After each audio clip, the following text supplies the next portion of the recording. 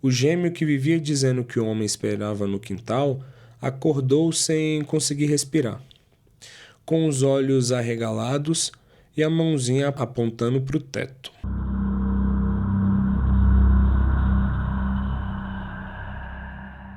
Aoba, bom com vocês, espero que esteja bom. Meu nome é Nicolas e aqui a gente vai contar relatos sobrenaturais e histórias bizarras. A gente já vai pro relato, mas antes disso, eu peço que você deixe seu like e se inscreva no canal, que isso ajuda bastante. A gente está no início e essa contribuição ajuda muito. E também, se você quiser que eu conte sua história, mande aqui no e-mail que está aparecendo na tela e também na descrição. Agora, sem mais prosa, vamos pro relato que se chama Mexi no assentamento e minha casa nunca mais dormiu em paz. Eu nunca fui um cara de mexer com a religião dos outros. Sempre respeitei tudo, mesmo sem entender direito. Eu cresci ouvindo que tem coisa que a gente não precisa acreditar para deixar quieta. Do mesmo jeito que não precisa meter a mão em fio desencapado para saber que pode morrer. O problema é que respeito de longe é uma coisa muito bonita, até o dia em que a vida te coloca numa situação em que sua arrogância parece mais prática do que a prudência. Foi isso que aconteceu comigo, quando eu comprei a casa onde morei por 8 meses com a minha esposa e meus filhos gêmeos. O bairro era comum, rua asfaltada e um mercadinho na esquina. Escola municipal perto, vizinhança simples, nada com cara de mistério. A casa também não tinha nada de especial, nem era enorme ou velha demais. Não era uma pechincha absurda. Era só uma casa com quintal bom, muro alto, 2 quartos pequenos, uma suíte, área coberta no fundo e espaço suficiente para minha mulher alimentar uma ideia que ela já tinha fazia tempo: fazer uma piscina para os meninos. Os gêmeos estavam naquela idade dos 4 para 5 anos em que tudo vira festa. E ela falava da piscina como se fosse o símbolo de que a gente finalmente tinha saído do aperto. Eu também entrei nessa animação. A gente tinha batalhado muito para chegar ali. Eu trabalhava feito um condenado. Ela economizava até em coisa que nem percebia. E a casa parecia o começo da nossa vida de verdade. Os primeiros dias foram bons demais. Os meninos corriam pelo corredor e dormiam cansados. E minha mulher fazia plano para o quintal. Eu olhava para o espaço nos fundos e já imaginava churrasqueira, rede, final de semana com a família. E a ideia da piscina veio num sábado de calor. Minha mulher desenhou num caderno mais ou menos onde queria cavar e eu comecei a marcar o terreno no domingo. Era no canto do quintal, um pedaço mais duro de terra perto do muro do fundo, onde quase não crescia nada direito.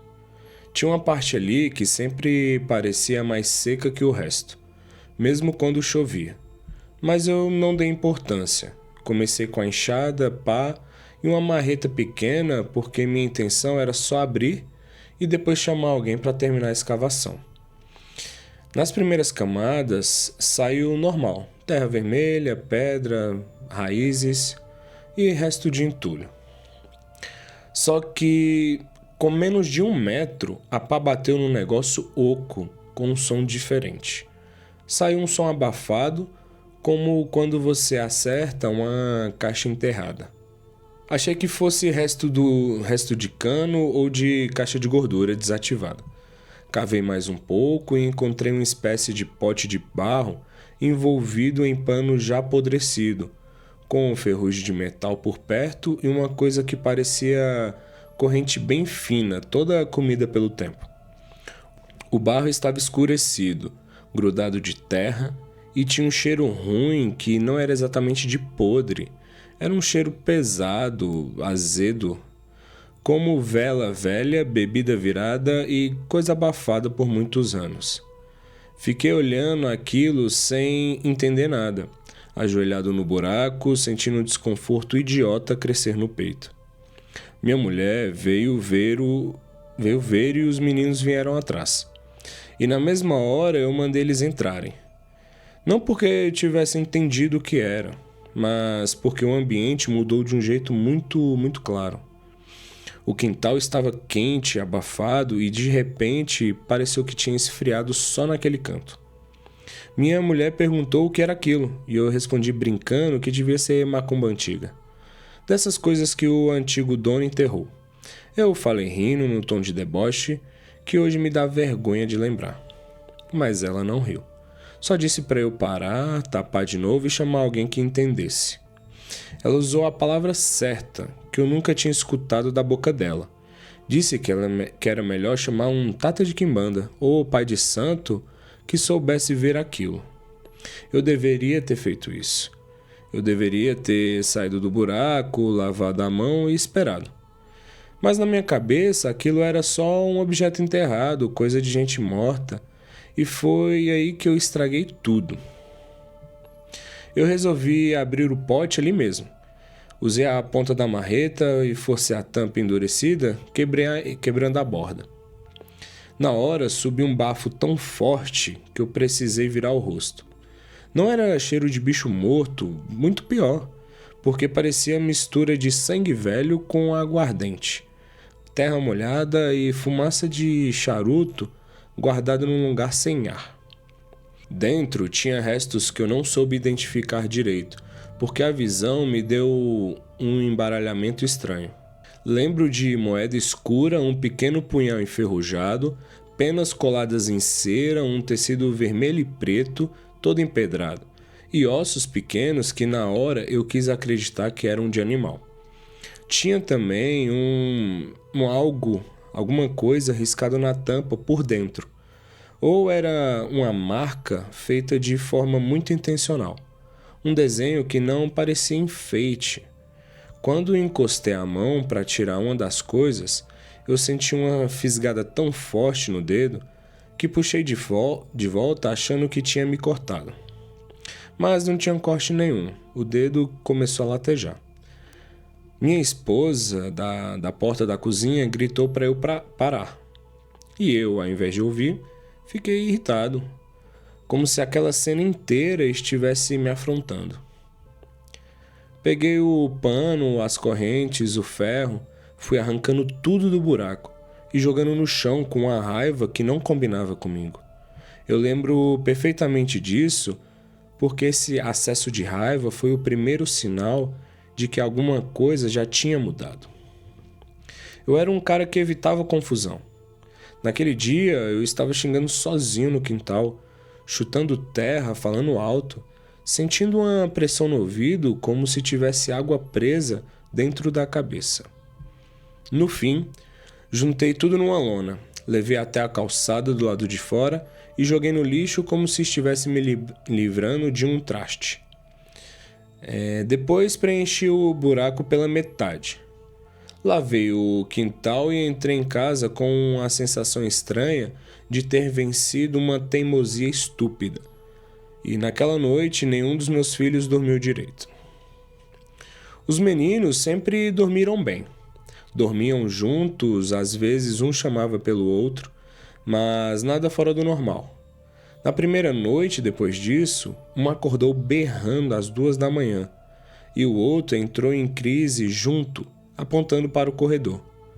Eu corri achando que fosse febre, dor, pesadelo, qualquer coisa que fosse de criança. Os dois estavam sentados na cama, tremendo, e um deles repetia, com a voz embolada, que tinha um homem sujo na porta do quarto. Eu acendi tudo, olhei para o corredor, banheiro, cozinha, sala, no quintal e nada. Minha esposa passou o resto da noite acordada com eles no nosso quarto. No dia seguinte, os dois estavam grudados nela, sem querer brincar no fundo da casa. A gente relevou, e na noite seguinte foi pior. Primeiro, a gente ouviu passos no corredor. Não era aqueles estalos normais de casa, mas eram passos medidos e lentos, indo da sala até a área dos quartos e voltando. Eu deitado de olho aberto, ouvindo, e minha mulher segurando meu braço sem falar nada. Quando criei coragem e abri a porta, parou. Voltei para a cama e recomeçou. Isso durou quase 1 hora. No terceiro dia apareceu o cheiro. A casa inteira limpa e de vez em quando, sem nenhum aviso, vinha aquele mesmo cheiro de pote aberto. Bebida azeda, fumaça velha, metal e terra molhada. Não vinha do quintal. Às vezes, não vinha só do quintal. Às vezes, vinha de dentro do banheiro, do quarto das crianças. Teve uma vez que veio de dentro do guarda-roupa da suíte. Tão forte que minha esposa chorou porque achou que tinha algum bicho morto na parede. Nessa mesma semana começaram os sonhos. Eu sonhava sempre com o quintal aberto e uma presença me olhando do buraco. Eu nunca vi o rosto inteiro, só as roupas escuras, um brilho molhado do olho escuro e uma voz rouca repetindo: "Você tirou do lugar." Era só isso. Você tirou do lugar. Eu acordava sempre com a sensação de que alguém tinha acabado de sair da beirada da cama. O caos mesmo começou quando o comportamento dentro de casa mudou. Minha mulher, que queria tanto aquela casa, passou a evitar ficar sozinha. Ela fechava a porta do banheiro até durante o dia.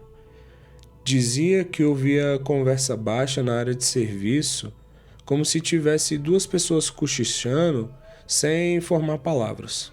Os meninos passaram a apontar para o quintal e dizer que o homem estava esperando a piscina. Um deles começou a falar de um jeito que eu nunca tinha ouvido, usando palavras que não eram dele, dizendo: ele quer o canto dele de volta. Numa calma que me gelou mais do que qualquer choro. Uma madrugada acordei com um barulho de copo arrastando na cozinha. Fui até lá e encontrei uma garrafa de cachaça que eu não comprava fazia meses, derramada no chão.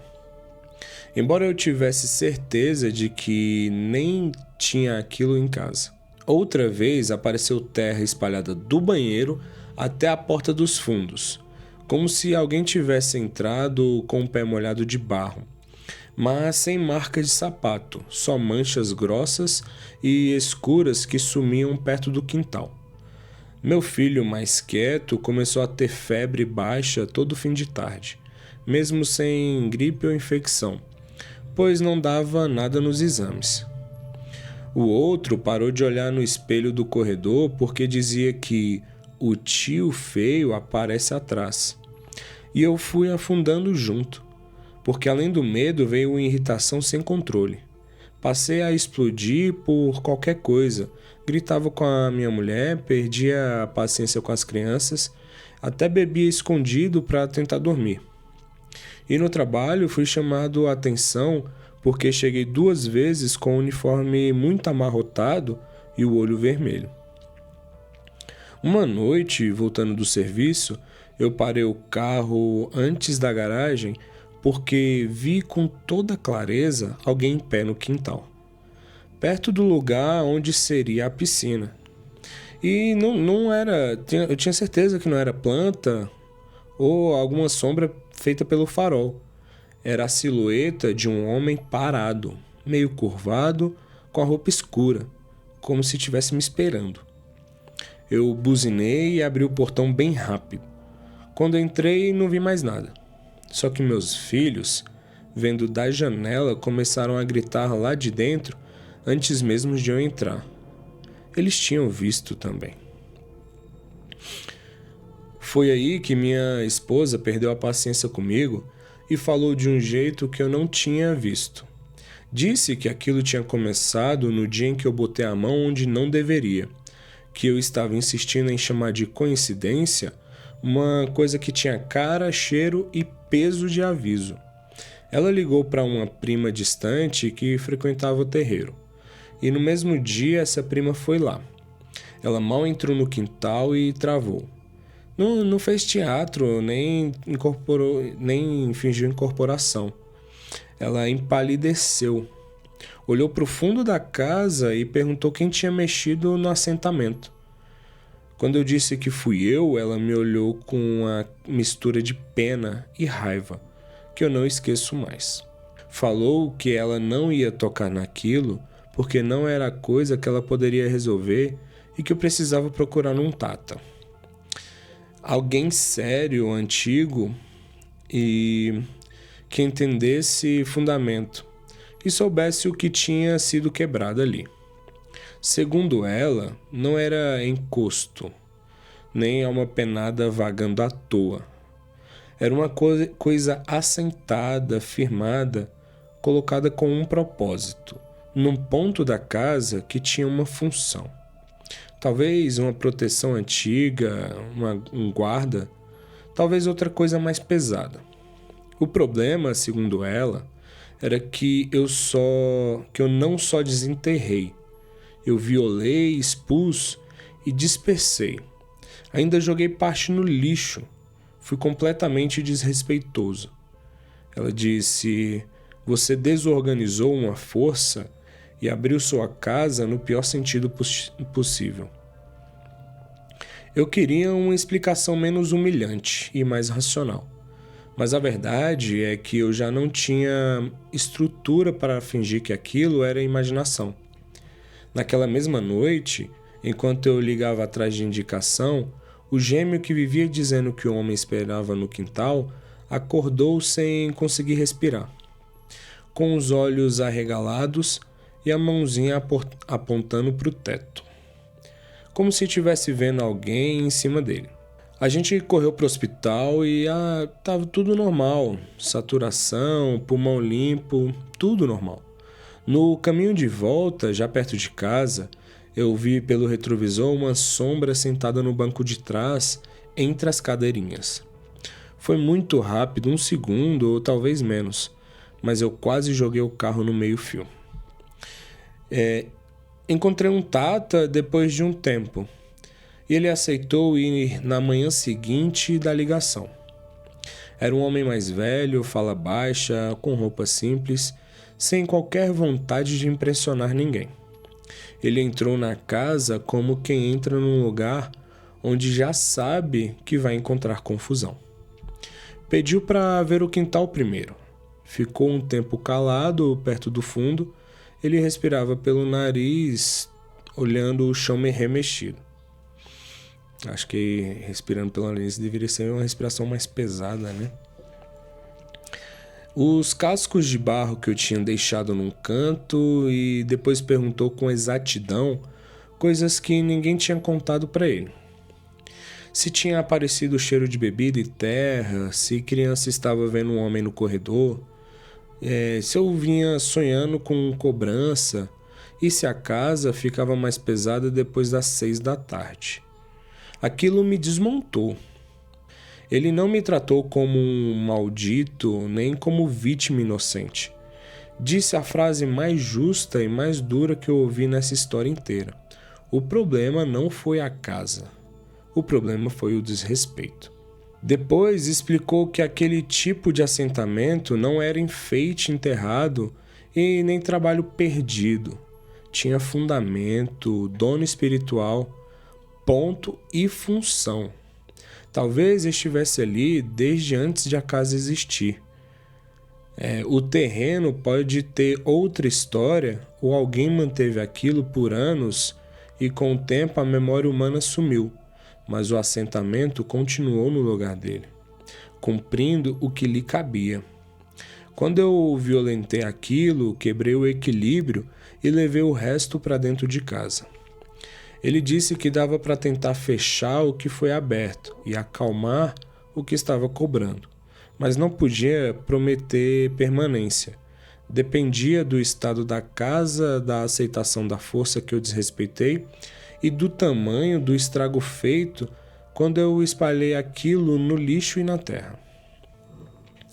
O trabalho começou naquele mesmo dia, e eu não vou inventar detalhes que eu não compreendo só para parecer bonito. Teve fundamento, ele riscou ponto, teve muita fumaça, firmeza e coisas que ele pediu para eu comprar, e eu saí para buscar tremendo por dentro. Em dado momento, já escurecendo, os meninos começaram a chorar dentro de casa. Ao mesmo tempo, e minha mulher que estava com eles gritou meu nome. Eu corri até o corredor e vi a porta do quarto deles batendo sozinha. 3 vezes bem forte, como se alguém estivesse empurrando de dentro. O Tata não correu ou fez espetáculo, só levantou a voz pela primeira vez e falou para o que estivesse ali que a cobrança estava sendo reconhecida, mas dali em diante ele não pisaria mais em criança. Na mesma hora, o cheiro voltou de um jeito brutal, queimando nariz e garganta, e depois sumiu tão rápido quanto veio. Foi o momento mais nítido em que eu senti que tinha alguma coisa ali, inconsciente, ofendida e viva, de um modo que eu não sei explicar sem parecer louco. Naquela noite, pela primeira vez em semanas, meus filhos dormiram sem gritar. A casa não ficou leve, mas ficou em silêncio. Um silêncio doente de hospital depois da visita.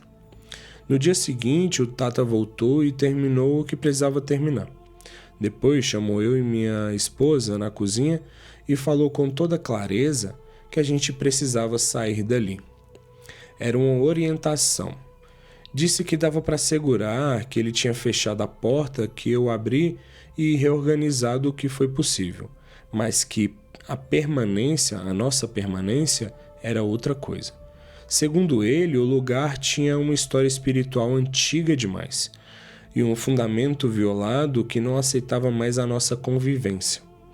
Talvez, se nada tivesse sido mexido, ou se eu tivesse chamado alguém que soubesse remover aquela coisa, a gente vivesse anos ali sem perceber nada. Mas depois do que aconteceu, a casa tinha tomado conhecimento da nossa presença de outra forma. Eu achei essa expressão absurda na hora, até lembrar de tudo que passamos ali. Minha mulher nem discutiu, acho que ela já sabia. Em menos de uma semana, a gente saiu às pressas, deixando metade das coisas encaixotadas. Fomos dormir um tempo na casa da irmã dela. Eu inventei problema estrutural para a imobiliária e depois tentei vender. Mas não consegui por meses.